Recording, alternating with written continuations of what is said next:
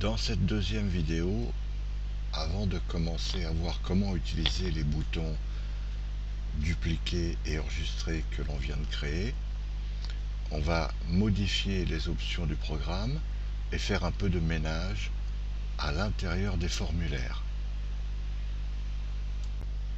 Tu ouvres la base de données. On va fermer ce formulaire là. Comme d'habitude, si option est affichée, on active les macros.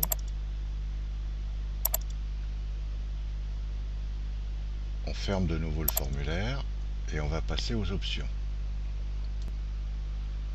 Tu cliques sur la boule Microsoft, ensuite option Access, tu vas dans base de données et dans la petite fenêtre afficher le formulaire, on va modifier le nom. On se place juste après le T et on supprime tout le reste.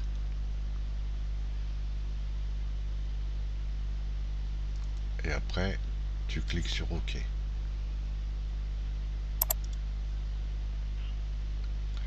Il faut fermer la base de données pour que les modifications soient prises en compte. On va la fermer complètement. Et là, on va l'ouvrir à nouveau. Comme tu vois, c'est pas notre formulaire avec les boutons nouvellement créés qui s'affiche, mais un autre. C'est pour ça qu'on va aller faire le ménage maintenant.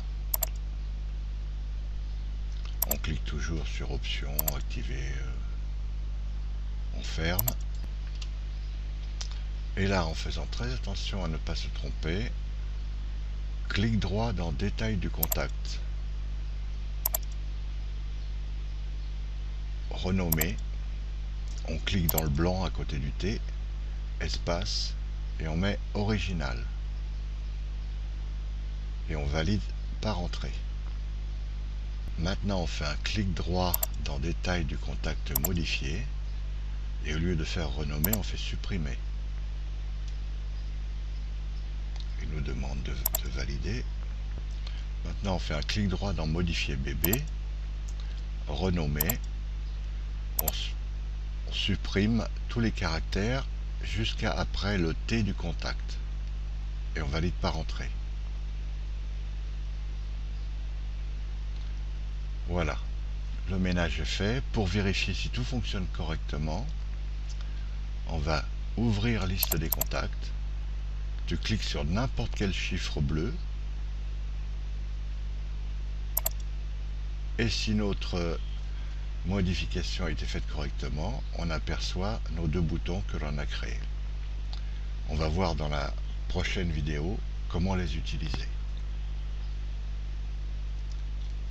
On ferme